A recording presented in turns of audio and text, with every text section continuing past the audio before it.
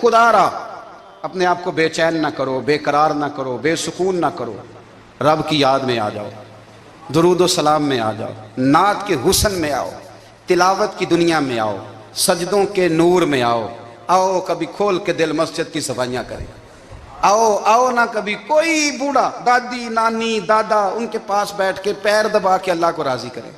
یہ کیف والی جگہ ہیں، یہ سرور والی جگہ۔ اتنی بے چین ہماری زندگی ہے، بے قرار ہے، تڑپتے ہوئے لوگ، لڑتے ہوئے لوگ، ایسے لگتا ہے ابھی ایک دوسرے کا گریبان تھام لیں گے، بے قرار بے چین۔ کسی کو انتظار کا کہا جانا کہ 10-20 منٹ کسی کا انتظار کرو، تو بعض لوگ مجھے ایسے لگتا ہے جیسے ان کا کلیجہ پھٹ جائے گا، ڈاکٹر کے انتظار میں بیٹھے ہیں تو بڑے پریشان ہیں۔ کسی کو ملنے گئے ہیں کو آدھا گھنٹہ بیٹھنا پڑ گیا تو بڑی دقت میں ہیں۔ اپنے آپ کو سکون دیں۔ آپ یقین کریں بڑا مزہ آتا ہے، کبھی کسی کا انتظار کرنا پڑے تو 2-4 تسبیح درود شریف پڑھی جاتی ہے، یعنی ذوق بن جاتا ہے کہ چلو اللہ نے موقع دیا ہے، کوئی سرکار کو یاد کر لیں، تنہائی مل گئی۔ ہمارا مزاج جس سختی کا شکار ہے، وہ سختی آہستہ آہستہ ہمیں زیادہ آزمائش میں ڈال گئی۔ تو میرے بھائی، زندگی میں اطمینان حسن ہے، اور وہ سب سے زیادہ اللہ کی یاد میں ملتا ہے، وہ سب سے زیادہ رب کریم کے ذکر میں۔ سب سے زیادہ جو چاہتا ہے نا دل ٹھنڈا رہے، زبان میٹھی رہے، وہ مدینے والے محبوب پہ درود و سلام پڑھا کرے، وہ حضور پہ درود و سلام پڑھا کرے، زبان میٹھی رہے گی۔ میرا ذاتی تجربہ ہے کہ جو آدمی اپنے اخلاق سنوارنا چاہے وہ حضور پہ درود شریف پڑھے، جو اپنے اخلاق سنوارنا چاہے، طبیعت کو ٹھنڈا رکھنا چاہے، وہ درود شریف پڑھے، اس کا دل سکون میں آئے گا۔ کچھ کام اور ہیں زندگی میں اطمینان کے لیے، ان کا ہونا بھی بڑا ضروری ہے۔ سب سے پہلے اگر آپ چاہتے ہیں نا زندگی میں سکون ہو تو حقیقتوں کا سامنا کرنا سیکھیں۔ آپ جو ہیں وہ رہنا سیکھیں، جو آپ نہیں ہیں وہ بننے کی کوشش نہ کریں۔ حقیقت کا سامنا کرو گے تو زندگی اطمینان میں آ جائے۔ ہم نے نا بہانے بنا لیے ہیں، ہیلے بنا لیے، جھوٹ کے سہارے اپنے آپ کو اونچا کر لیا۔ ایک آدمی سے کہا جاتا ہے تو رشوت نہ لے، تو کہتا ہے میں غریبوں سے نہیں لیتا۔ تو میرا سوال یہ ہے کہ امیروں کا حساب لینے کی اللہ نے تیری ڈیوٹی لگائی ہے، تیرے ذمہ لگایا ہے کہ تو امیروں کا حساب کر، تمہیں کیا ضرورت پڑی ہے؟ ہم نا بہانہ کرتے ہیں، رشوت لینے والے کا الگ بہانہ ہے اور سفارش والے کا الگ بہانہ ہے۔ حقیقت کا سامنا کریں، حقیقت کا۔ جو میرے ذمہ داریاں ہیں وہ میں نے پوری کرنی، جو آپ کی ذمہ داریاں ہیں وہ آپ جان نہ چھڑائیں، حقیقت پسند بنیں۔ میرے رسول کریم، پھر پڑھیے درود شریف صلی اللہ تعالی علیہ وسلم۔ حضور صلی اللہ علیہ وسلم نے فرمایا کہ میری بیٹی سیدہ فاطمہ الزہرا رضی اللہ تعالی عنہا صرف جنتی نہیں، جنتی عورتوں کی سردار ہے۔ لیکن حضور نے یہ بھی فرمایا کہ فاطمہ یہ خیال رکھنا اگر اللہ نے حساب پوچھا تو حساب تم نے خود دینا ہے۔ حقیقت کی طرف توجہ کرائی حضور نے، وہ صرف جنتی نہیں، جنتی عورتوں کی سردار ہیں، پر حقیقت کی جانب توجہ۔ میں حقیقت یہ ہے کہ اگر مالک نے حساب پوچھا تو اس کی تیاری بھی کرنی ہے۔ دیکھیں نا، ہمیں کچھ یقین نہیں، اللہ معاف کرے کہ ہمارا حساب کیسا ہوگا، لیکن کتنے آزاد ہیں۔ یعنی بڑی دلیری سے بندے کہتے ہیں فجر نہیں پڑھتا جی، 3 پڑھتا ہوں جی، عشاء رہ جاتی ہے جی، کپڑے صاف، بڑی دلیری سے۔ اور سیدہ فاطمہ الزہرا نے ساری رات مصلی باز رکھا ہے، حالانکہ انہیں یقین تھا کہ رب مجھے بغیر حساب کتاب جنت دے گا۔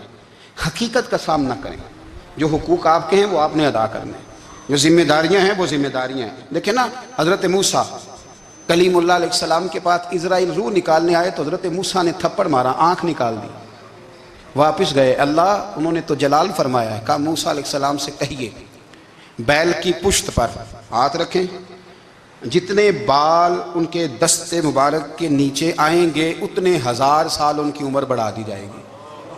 یعنی میرے کان میں کوئی بتا دے کہ جناب 60 سال بڑھ گئی، یا آپ کے کان میں کوئی کہہ دے تو خوشی ہوتی ہے کہ نہیں؟ لیکن یہ حقیقت پسندی نہیں، اس لیے کہ 60 بھی گزر جائیں گے، 70 بھی، یہ حقیقت نہیں۔ حضرت موسیٰ کلیم، چلے میں مثال دیتا ہوں، سمجھ لے 10 بال، حالانکہ بہت زیادہ آتے ہوں گے، 10 بال اگر حضرت موسیٰ کے ہاتھ کے نیچے آئے تو 10,000 سال تو عمر بڑھ گئی نا۔ 10 یعنی 10 سال نہیں، 10 100 نہیں، 10 بہت زیادہ تھی نا۔ تو حضرت موسیٰ کلیم اللہ علیہ السلام سے آ کے عرض کیا گیا، حضور بیل کی پشت پر ہاتھ رکھیں، جتنے آپ کے ہاتھ کے نیچے بال آئیں گے اتنے 1000 سال عمر بڑھ جائے گی۔ تو حضرت موسیٰ نے حقیقت پسندی والی بات کی، فرمایا پھر کیا ہوگا؟ 10,000 سال کے بعد پھر کیا ہوگا؟ کہا حضور جانا تو پھر بھی ہے، فرمایا پھر ابھی چلتے ہیں۔ اگر جانا ہے نا، جانا ہے تو پھر اگر جانا ہے تو پھر ابھی، اور سجنوں اگر نماز پڑھنی ہے تو ابھی کیوں نہیں؟ اگر داڑھی رکھنی ہے تو پھر رمضان کا انتظار کیوں کریں؟ ابھی کیوں نہیں؟ اگر سچ بولنا ہے تو پھر، اگر رزق حلال کھانا ہے تو پھر انتظار کا ہے گا؟ حقیقت ہوتی ہے، بہانہ ہوتا ہے، حقیقت چھپ نہیں سکتی بناوٹ کے اصولوں سے، کیونکہ خوشبو آ نہیں سکتی کبھی کاغذ کے پھولوں سے، یہ بات یاد رکھیں۔ اگر جانا ہے تو حضرت کلیم فرمانے لگے پھر 10,000 سال کے بعد بھی جانا ہے تو آج بھی ہمیں بے قراری زندگی میں اس لیے کہ ہم حقیقت پسند نہیں، ہم بہانوں میں، ہم ہواؤں میں جیتے ہیں، ہواؤں میں، خیالات میں زندگی گزارتے ہیں۔ بڑا ٹائم پڑا ہے، مثلاً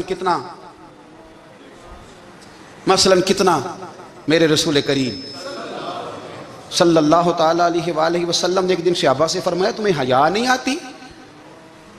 حضور کیا ہوا؟ فرمایا وہ والے مکان بناتے ہو جن میں تم رہ نہیں سکتے، وہ والا مال جمع کرتے ہو جو کھا نہیں سکتے، حیا نہیں آتی؟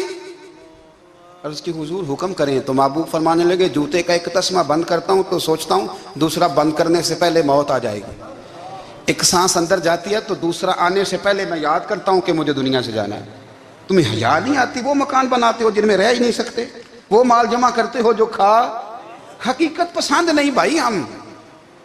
بہت سارے لوگ یہاں بڑی باتیں سناتے ہیں، بڑی، میں کہتا ہوں اصل میں نا زیادہ باتیں سنا کے نا بیچارہ اپنے آپ کو مطمئن کرنا چاہتا ہے، اصل بات یہ ہے کہ اندر سے نا ہلا ہوا ہے، کچھ بھی نہیں، بڑا زیادہ ہنستا ہے اور مجھے لگتا ہے کہ کوئی گہرا زخم چھپا رہا ہے، اس لیے ملمہ سازی۔ حقیقت پسند بنو، حقیقت پسند۔ یاد رکھنا من ترک صلاۃ متعمدا فقد کفر، میرے رسول نے حقیقت بیان کی، فرمایا جس نے ایک نماز بھی جان بوجھ کے چھوڑی اس نے رب کے رب ہونے کا انکار کیا، اس نے کفران نعمت کیا، یہ حقیقت ہے۔ کوئی کلیریفیکیشن نہیں، کوئی وضاحت نہیں۔ جو نماز نہیں پڑھتا جھوٹ بولتا ہے، غلط بیانی کرتا ہے۔ جو شخص رزق حرام کما کے کہتا ہے کہ اس کے بغیر گزارا نہیں چلتا، وہ جھوٹ بولتا ہے، اس لیے کہ رب فرماتا ہے جب تجھے پیدا کیا ہے تو تیرا رزق میرے ذمہ ہے۔ اللہ فرماتا ہے کہ لا یکلف اللہ نفسا الا وسعها، میں کسی پر وہ بوجھ نہیں ڈالتا جو اٹھا نہ سکے۔ نماز فرض کیا اس کا مطلب ہے ہم پڑھنے کے قابل ہیں، اس نے ہمارے ذمہ داریاں لگائی ہیں تو مطلب یہ ہے کہ ہم ذمہ داریاں ادا کرنے کے قابل ہیں، ورنہ وہ کہتا ہے میں وہ بوجھ ڈالتا ہی نہیں جو تجھ سے اٹھایا نہ جائے۔ اگر چاہتے ہو کہ زندگی میں اطمینان ملے تو خدا را حقیقت پسند والی زندگی گزارو۔ یہ فضاؤں میں زندہ رہنا، ہواؤں میں، اللہ بڑا معاف کرنے والا ہے، اللہ بڑا کریم ہے، معاف کر دے گا، تو بھئی یہ بات صحابہ کو بھی پتا تھی، یہ اہل بیت کو بھی خبر تھی، تو وہ تو ایک ایک بات کا لحاظ کرتے تھے۔ یہ غوث اعظم کو بھی پتا تھی، یہ ان کے والد کو بھی پتا تھی، جنہوں نے کسی کا ایک سیب کھا لیا تھا تو 12 سال اس کے گھر میں نوکری کرتے رہے، انہیں نہیں پتا تھا اللہ بڑا کریم ہے، معاف کر دے گا، ایک سیب ہی ہے نا۔ تو حقیقت پسندی آپ کو سکون دے گی، اور اگر آپ نے اپنے آپ کو غیر مطمئن کیا ہوا ہے، بات کچھ اور ہے، اور آپ نے اپنے آپ کو ڈال کسی اور طرف لیا ہے، تو پھر آپ کو سکون مل سکتا؟ سکون حقیقت پسندی میں، اصل میں سکون ہوتا ہے، اداکاری میں سکون نہیں ہوتا۔ تیسری بات سنیں، اگر آپ چاہتے ہیں زندگی میں مطمئن رہیں تو دنیا داروں سے امیدیں توڑ دیں، اللہ اور اس کے رسول سے امید وابستہ کریں، اولیاء اللہ سے امیدیں وابستہ کریں، صحابہ اور اہل بیت سے امیدیں، اللہ اور اللہ والوں سے امیدیں، دنیا داروں سے امیدیں۔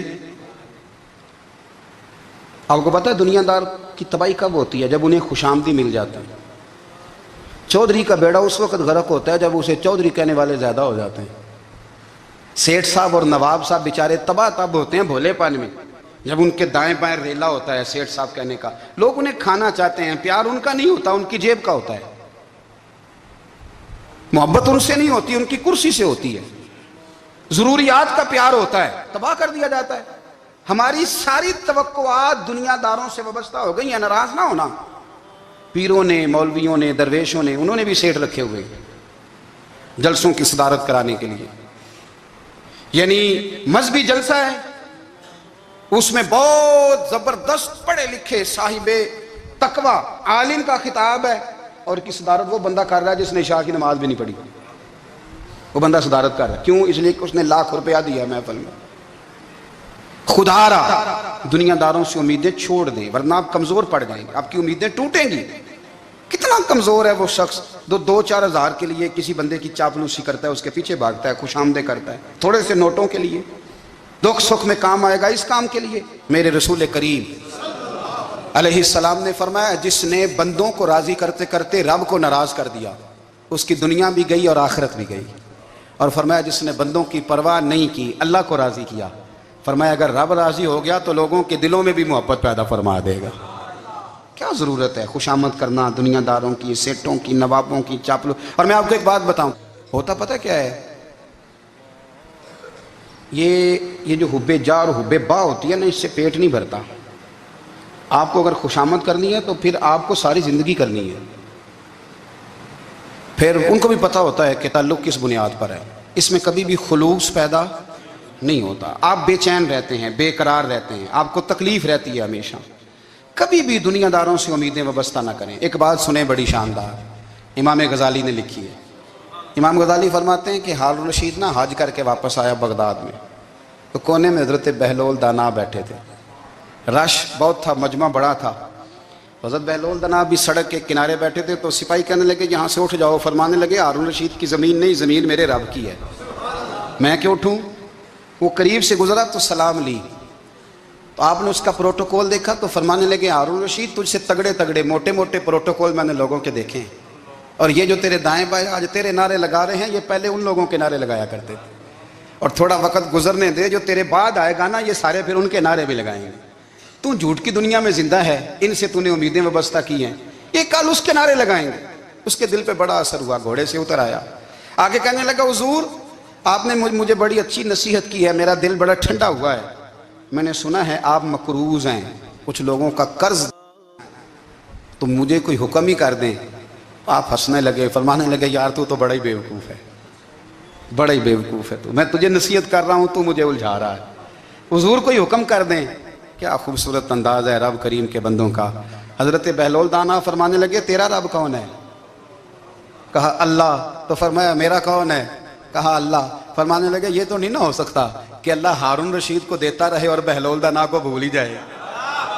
ये तो नहीं ना हो सकता कि हारून रशीद को देता रहे और बहलोल दाना को भूल जाए। फरमाया उसका दिल, उसका इरादा हुआ, इरादा कुदरत हुआ कि बहलोल मकरूज रहना चाहिए, तो अगर रब मुझे रखना चाहता है, दुख कबूल मोहम्मद बख्शा, राजी रहन प्यारे, अगर वो चाहता है मैं मकरूज रहूं, तो मैं भी चाहता हूं कि मैं मकरूज ही रहूं। ये तो नहीं ना हो सकता कि तुझे दे और मुझे ना दे। फरमाया मेरी तुझसे कोई उम्मीद नहीं, मुझे जब भी देगा मेरा रब भी देगा, और वो देगा तो फिर इंशाल्लाह खजाने खोल के देगा।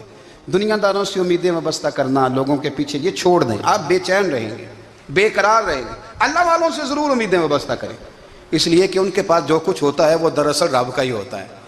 लेकिन सेठों से, नवाबों से, सियासतदानों से बाज आ जाए, हमारी बड़ी उम्मीदें वाबस्ता हैं। मैं अक्सर कहता हूँ, जितने फेरे नौकरी के लिए दुनियादार के दरवाजे पे लगाए हैं ना, इससे कम दफ़ा मस्जिद में नफल पड़े होते तो रब उतनी बड़ी मेहरबानी फरमा देता। तीसरी बात यह याद रखें, अगर सुकून लेना चाहते हैं ना, अगर सुकून लेना चाहते हो ना, तो लोगों को डिस्कस करना बंद कर दो। किसको अल्लाह ने कितने पैसे दिए हैं वो जाने और अल्लाह जाने, किसको अल्लाह ने कितनी गाड़ियां दी हैं वो जाने, और लोगों को डिस्कस करना जी। यानी मैं एक जगह बैठा था, तो एक साहब गाड़ी वाला गुजरा, गाड़ी में बैठ के, उसका पड़ोसी था, कहते था मुंह है कार वाला। मैं क्या ਉਹਦਾ ਤੇ है ਤਾਂ ਹੀ बैठा है। ਤੇ ਹੁਣ मैं क्या समझाना ਸੀ ना ਉਹਨੂੰ, मैं क्या तू ਤੇ मैं हिसाब लाइए भी ਸਾਡੇ ਕੋਲ कोई नहीं, ਉਹਦਾ ਤੇ है। लेकिन ना अल्लाह ने उसे दी है ना, तो अल्लाह ने चाहा ना वो कार में बैठे, तो इसने फटे पे बैठ के ये तबसरा किया कि मुंह है कार वाला। मैं क्या भी ਉਹਦਾ ਤੇ है ਤਾਂ कार है। अब मुझे तुझे अंदाजा लगाना चाहिए कि हम क्या ये बहस है। यदि अल्लाह को चाहिए था माज अल्लाह के पहले तुमसे पूछता कि इसे कार देनी है कि नहीं। क्या मतलब फसूल बहस है। वो चीज़ हमें इतना तंग करती है, इतनी तकलीफ देती है कि आप यकीन करें सारा दिन उसी को डिस्कस करते हैं, सारा दिन। उसके पास गाड़ी है, उसके पास कार है, फलाने का पैसा 1 नंबर है, फलाने का 2 नंबर है, फलाने का 6 नंबर है। असल बात के अंदर हसद है, इसको निकालो। एक बात कहने लगा हूँ, इसे याद रखना। मेरे आला हज़रत रहमतुल्लाह अलैह फरमाया करते, हसद करने वाला बंदों पर एतराज़ नहीं करता, अल्लाह पर एतराज़ करता। वो कहता है अल्लाह उसे क्यों दिया है, इतना क्यों दिया है, माज़अल्लाह वो अल्लाह की तकसीम पर एतराज़ करता। हसद करते हो बेचैन रहोगे, हसद आपके दिल को तड़पा के रख देगा। छोड़े, अल्लाह बड़ा करीम है, जिसको जहाँ चाहता है वहाँ बिठा देता है। آپ قطعاً اس بحث میں نہ پڑیں کہ اللہ نے کس کو کتنا دیا ہے، کب دیا ہے، کیوں دیا ہے، وہ بڑا بے نیاز ہے۔ حسد آپ کو تباہ کرے گا۔ دنیا میں پہلا گناہ جو ہوا تھا وہ حسد تھا۔ ابلیس نے حضرت آدم سے حسد کیا، کہنے لگا میں بہتر ہوں، سرداری اس کو مل رہی ہے، یہ تو اللہ کو پتہ ہے نا کس کو دینی ہے۔ اور دنیا میں پہلا قتل حسد کی وجہ سے ہوا۔ حابیل قابیل کے درمیان حسد کا معاملہ تھا، خاتون کا نکاح اس سے کیوں ہو رہا ہے، مجھ سے ہونا چاہیے۔ حسد تباہی کرتا۔ آپ یقین کریں، یعنی دکاندار کے سامنے دوسری دکان پڑتی ہے اور پریشان ہو جاتا ہے، وہ کہتا ہے میرا کیا بنے گا، لا حول ولا قوت الا باللہ العلی العظیم، یعنی تیرا کیا خیال ہے کہ تیرے حصے کی روٹی وہ کھا جائے گا، اتنا چھوٹا دل، یعنی تیرا موقف یہ ہے کہ تیرے حصے کا نصیب اس تک چلا جائے گا، یہ تیری خواہش ہے۔ ایک دوسرے کی کمزوریاں بیان کرنا، اس کا تو مال ہی ناقص ہے جی، اس کے تو پاس ہی کچھ نہیں، یہ تو کمزور لوگوں کا طریقہ ہے۔ میرے رسول کریم علیہ السلام گزر رہے تھے، پت جھڑ کا موسم تھا، خزاں کا موسم تھا، درختوں کے پتے جھڑ رہے تھے، صحابہ کو ساتھ لے کے حضور گزرے اور ایک درخت کی ٹہنی کو پکڑ کے حضور نے ہلایا۔ صحابہ فرماتے ہیں کہ چھم چھم اس کے پتے گرے، زمین پر ڈھیر لگ گیا۔ حضور نے فرمایا دیکھا تم نے کیا ہوا؟ حضور ہاں۔ فرمایا کتنی تیزی سے پتے جھڑے ہیں، صرف تنا رہ گیا ہے اور خالی ٹہنیاں رہ گئی ہیں، کوئی حسن بچا ہے؟ حضور نہیں۔ تو نبی کریم فرمانے لگے جو حسد کرتا ہے نا اس کی نیکیاں بھی اسی طرح جھڑ جاتی ہیں، اسی طرح۔ اور ایک جگہ حضور فرمانے لگے جس طرح راکھ لکڑی کو آگ کھا جاتی ہے، جس طرح لکڑی کو آگ، جب آگ کھا جائے تو پھر لکڑی کو لکڑی نہیں کہا جاتا، راکھ کہا جاتا ہے، کوئلہ کہا جاتا ہے، اس کی اصل باقی یعنی اسے کھائی جاتی ہے۔ تو حضور علیہ السلام فرمانے لگے جس طرح آگ لکڑی کو کھا جاتی ہے، فرمایا اسی طرح حسد نیکیوں کو کھا جاتا ہے، نیکیاں رہتی نہیں۔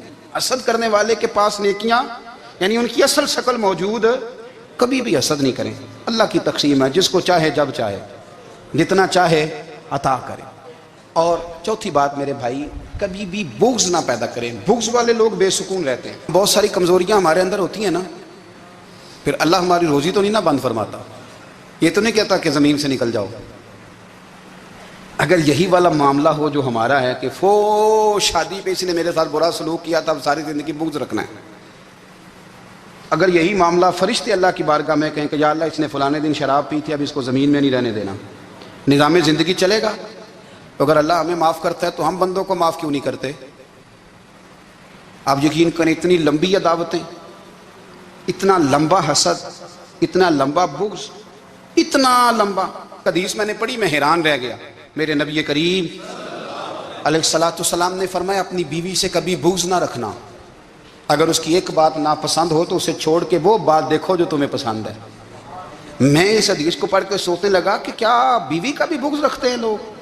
اب حضور نے کہا ہے تو اس کا مطلب ہے لوگ بیوی کا بغض بھی رکھتے ہیں۔ اب اس پر استدلال کر کے مجھے کہنا پڑے گا کہ سسرال والوں کا بغض بھی رکھتے ہیں، کہنا پڑے گا کہ بھائی کے سسرال والوں سے بھی بغض رکھتے۔ اس حدیث کی روشنی میں سمجھا کہ لوگ بھابھی کا بغض بھی بغض رکھتے ہیں، بغض، ورنہ عادتیں تو ہماری بھی کئی بری ہوتی ہیں۔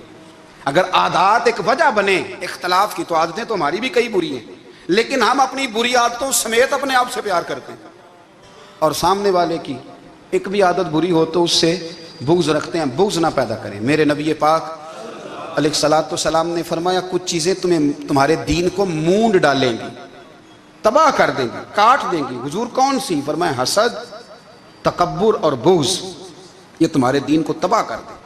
ہم بے چین اس لیے ہیں کہ ہم نے بہت سارے لوگوں کا بغض پالا ہوا ہے، اور ہر فیلڈ میں سیاستدان نے سیاستدان کا، ذاتیات پر اتر کے بات کرتے ہیں، معزز ترین لوگ، تاجر نے تاجر کا، الا ماشاءاللہ بعض جگہ پہ اہل علم بھی ایک دوسرے سے عداوت رکھتے ہیں۔ خدا را دل رب کریم کے آنے کا ٹھکانہ ہے، یہ صاف ہوگا تو اس میں رب رسول کے جلوے ہوں گے، اور اگر اس میں عداوت ہو، اس میں بغض ہو، اس میں کینہ ہو، نفاق ہو، سنیں میرے رسول کریم حضرت ابوبکر صدیق رضی اللہ تعالیٰ عنہ کہتے ہیں میں رو ہی پڑا۔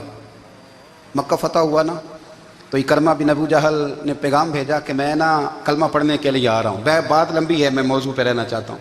کہتے ہیں جب وہ آنے لگا نا تو نبی پاک نے ہم سب کو بلایا، ہم حاضر خدمت ہوئے تو حضور فرمانے لگے کہ اس کے باپ نے نا بڑا ظلم کیا ہے ہمارے ساتھ، ابو جال نے بڑا ستایا ہے، بڑی تکلیف دی ہے۔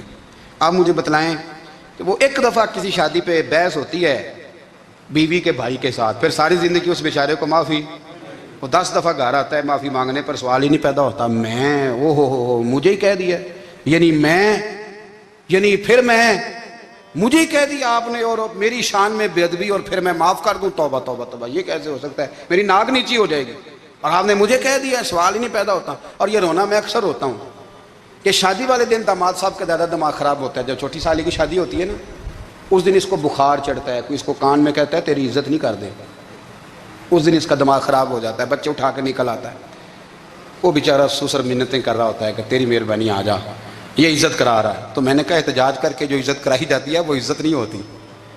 ہاں یہاں مانگ کے عزت لیتے ہیں لوگ، یا احتجاج کی کوئی عزت ہے؟ آپ کے اندر کمالات اتنے ہوں کہ آپ کی عزت کرنے کو دل چاہے، یعنی مزہ آئے، یعنی لطف آئے، یعنی آپ دور بیٹھے ہوں تو کسی کا دل کرے آپ کو اسٹیج پہ بلانے کے لیے۔ یہ کیا بات ہوئی کہ چھائے جانا اور بھاگ کے آگے جانا؟ ان سے نکلیں۔ اکرمہ بن ابو جال کلمہ پڑھنے کے ارادے سے آ رہے ہیں، حضور علیہ السلام نے صحابہ کو بلایا۔ کتنی زیادہ دعوت رکھی جا سکتی تھی معاذ اللہ؟ کب سے وہ چلا تھا ظلم کرنے، اور اس کے بعد اس کا بیٹا شروع ہو گیا۔ کتنی باتیں تھیں جو ناقابل معافی تھیں، پر کریم رسول نے ہمیں بتلایا ہے کہ سکون والی زندگی کہتے کس کو ہے۔ جب سب لوگ جمع ہو گئے تو حضور نے فرمایا بھئی وہ کلمہ پڑھنے آ رہا ہے، اس کے باپ نے ظلم بڑے کیے ہیں، پر میری نصیحت یہ ہے کہ اس کے سامنے اس کے باپ کو برا نہ کہے، خبردار کوئی اس کے سامنے کوئی بات نہ کرے۔ اب وہ کلمہ پڑھنے آ رہا ہے، مطیع ہو کے آ رہا ہے، بان کے آ رہا ہے۔ کہتے ہیں اللہ کے رسول نے نا کافی دیر تک خطبہ دیا، بریفنگ دی، بات سمجھائی۔ جناب صدیق اکبر کہتے ہیں میں رو پڑا۔ ایک صحابی مجھے کہنے لگے تمہیں کیا ہوا؟ تو میں نے کہا میں مصطفیٰ کی رحمت پہ رو رہا ہوں، دیکھو کن کے لیے حضور گراؤنڈ بنا رہے ہیں، اے دیکھو کن کے لیے حضور تیاری کر رہے ہیں، جنہوں نے ساری زندگی دشمنی کی۔ خدا را یہ اندر سے عداوتیں نکال پھینکو۔ او بھائی اتنا تو لمبا ٹائم ہی کوئی نہیں، اتنا تو وقت ہی کوئی نہیں، اس کو صاف رکھو۔ بندہ کوئی کر بھی گیا تو کوئی حرج نہیں، چنگی مندی سجنا کولوں 100 واری ہو جاندی، یار یاراں دا گلہ نہیں کر دے۔ اصل پریت یار یاراں دا جڑا گلہ کردا جے یار نہیں جے ہوندا۔ ہاں پکی بات، پکی پیڑی۔ میرا ایک سنگی مجھے آ کے آنے لگا فلانی جگہ بندہ یہ بات کر رہا تھا، میں کہ تو اوتھے ہی سیں سوندا سیں، تم ہی نال ہی سیں، میرا تو سجن بات سن ہی نہیں سکتا۔ چنگی مندی سجنا کولوں 100 واری ہو جاندی، یار یاراں دا گلہ نہیں کر دے، اصل پریت جنہاں دی۔ ہاں جو بندے پھر ہوتے اس طرح کے، ان کے لیے بھی میاں صاحب نے کہا ہے، ان کے لیے بھی میاں صاحب نے کہا ہے، ان کے لیے بھی آپ نے بات ارشاد فرمائی ہے۔ آپ نے فرمایا چنگا ہویا لڑ نیڑیوں چھٹا، کتے عمر نہیں لنگی ساری، بے قدراں دی یاری کولوں توبہ لکھ لکھ واری۔ او چنگا ہویا لڑ نیڑیوں چھٹا، کتے عمر نہیں لنگی ساری۔ جو اس طرح کا تھا نا شکوے کرنے والا، بغض رکھنے والا، فرمایا بے قدراں دی یاری کولوں توبہ، یعنی لاکھ تے لاکھ کنے ہو گئے، یعنی 2 لاکھ واری توبہ کی تھی انہوں نے، گنی نہیں جا سکتی جتنی میاں صاحب نے توبہ کر دی۔ بے قدرے دوست، بے قدراں دی یاری کولوں توبہ لکھ لکھ واری، چنگا ہویا لڑ نیڑیوں چھٹا، کتے عمر نہیں لنگی ساری۔ تو مہربانی کریں، ایک تو اگر آپ مطمئن رہنا چاہتے ہیں تو کبھی کبھی نا مست ہو کے ذکر الہی کریں، مست ہو، وہ والا ذکر نہیں جس میں آپ موبائل بھی دیکھ رہے ہیں اور کہانیاں بھی۔ میرے سامنے کو بندہ جمعے والے دن یا تقریر کے درمیان تسبیح لے کے بیٹھ جائے تو میں اس سے پوچھتا ہوں تو دو کام ایک ٹائم جی میں پہ کرنا ہے؟ میری بھی بات سن رہے ہو، تسبیح پڑھی تو ممکن ہی نہیں۔ تسبیح تو تسبیح ہے، جب وہ ہوگی تو پھر کوئی اور کام سوال ہی نہیں پیدا ہو۔ ایک تو ذکر کریں محو ہو، دوسری بات حقیقت کا سامنا کریں۔ آپ اگر مطمئن رہنا چاہتے ہیں تو حقیقت پسند بنیں۔ تیسری بات حسد چھوڑ دیں، دوسروں کو ڈسکس کرنا چھوڑ دیں، آپ یہ دیکھیں کہ اللہ نے مجھے کیا کچھ دیا، اس پہ راضی رہیں۔ اور چوتھی بات عداوت چھوڑ دیں، سینے میں کینہ چھوڑ دیں، آپ کی زندگی مطمئن ہو جائے گی، آپ خوشحال رہیں گے۔ وہ جو آپ لفظ کہتے ہیں نا کہ میں بور ہوں، میں پریشان ہوں، اس سے آپ نکل آئیں گے۔ اللہ ہمیں محبوب کی غلامی میں زندہ رکھے، غلامی میں موت۔